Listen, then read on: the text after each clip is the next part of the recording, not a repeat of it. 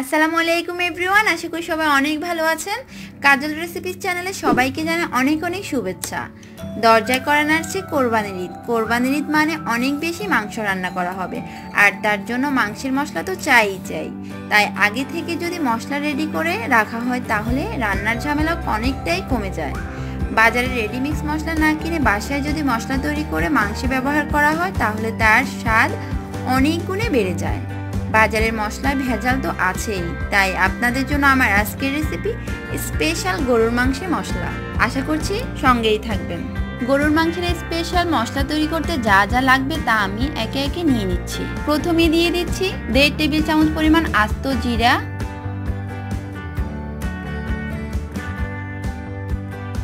2 table চামচ পরিমাণ আস্ত ধনে, 2 চা চামচ পরিমাণ শাহি জিরা। এখন দিয়ে দিচ্ছি 1 চা চামচ পরিমাণ রাঁধুনি। আপনারা চাইলে এটি বাদও দিতে পারেন, তবে গরুর মাংসের রাঁধুনি মশলাটি দিলে রান্নায় অনেক সুন্দর একটি ফ্লেভার আসে আর রান্নার স্বাদটাও অনেক গুণে বেড়ে যায়। এখন দিয়ে দিচ্ছি 1 চা চামচ পরিমাণ মৌরি বা মিষ্টি জিরা, দিয়ে দিচ্ছি 1 চা চামচ পরিমাণ কালো গোলমরিচ, আর দিয়ে দিচ্ছি 15-16টি সবুজ এলাচ, দিয়ে দিচ্ছি 8টির মতো লং। লংয়ের ফ্লেভার অনেক স্ট্রং হয়, তাই লংটে দেওয়ার ক্ষেত্রে একটু বুঝে দিতে হবে। দিয়ে দিচ্ছি 2 টুকরো জয়ত্রী, আর একটি জয়ফল ভেঙে তার অর্ধেকটা পরিমাণ দিয়ে দিচ্ছি। এখানে 4টি বড় দারুচিনি আমি ভেঙে টুকরো টুকরো করে নিয়েছি, আর এখানে 1 টেবিল চামচের মতো হয়েছে। এখন দিয়েছি 2টি শুকনো মরিচ, আর দিয়ে দিচ্ছি ছোট বড় মিলিয়ে 4-5টা তেজপাতা। শুকনো মরিচ আর তেজপাতা আমি ছোট ছোট টুকরো করে নিব। এখন সবগুলো তাওয়ায় হালকা ভেজে নিব। চুলায় একটি প্যান গরম করে নিয়েছি। এখন চুলা লো আছে। আমি 1 মিনিট সময় ধরে এই সবগুলো মশলা হালকা একটু ভেজে নিব। খুবই সাবধানে করতে হবে, 1 মিনিটের থেকে বেশি করা যাবে না, তা না হলে কিন্তু মশলাগুলো পুড়ে যাবে, আর পুড়ে গেলে মশলার কালারটিও চেঞ্জ হয়ে যাবে আর স্বাদও নষ্ট হয়ে যাবে।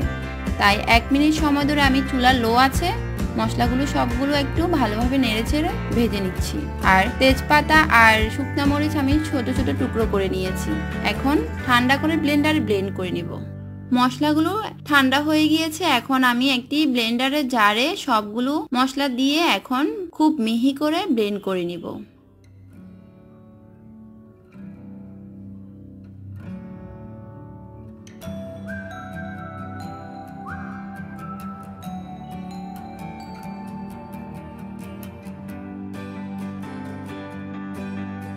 মশলাগুলো ব্লেন্ড করা হয়ে গিয়েছে, আমি একটু দেখিয়ে দিচ্ছি। খুবই মিহি করে ব্লেন্ড করে নিয়েছি।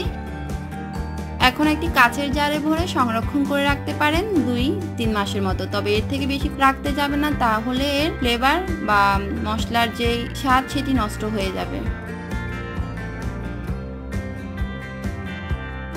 খুব সহজে কিন্তু বাসায় তৈরি করে ফেলা যায় এই গরুর মাংসের মশলা। আশা করছি আপনাদের আর বাহির থেকে গরুর মাংসের জন্য মশলা কিনে আনতে হবে না। এখন থেকে বাসায় মশলা তৈরি করে নেবেন, আর এর স্বাদটা আপনারা নিজেরাই দেখতে পারবেন। 1 কেজি মাংসের জন্য 1.5 টেবিল চামচ পরিমাণ মশলা দিলেই যথেষ্ট। আশা করছি আমার আজকের রেসিপিটি আপনাদের ভালো লেগেছে। ভালো লেগে থাকলে আমার চ্যানেলটি প্লিজ সাবস্ক্রাইব করে নেবেন, আর আমার রেসিপিগুলো আপনাদের ফ্রেন্ডস এবং ফ্যামিলির সাথে শেয়ার করবেন। আজ এ পর্যন্ত। সবাই অনেক অনেক ভালো থাকবেন। আল্লাহ হাফিজ।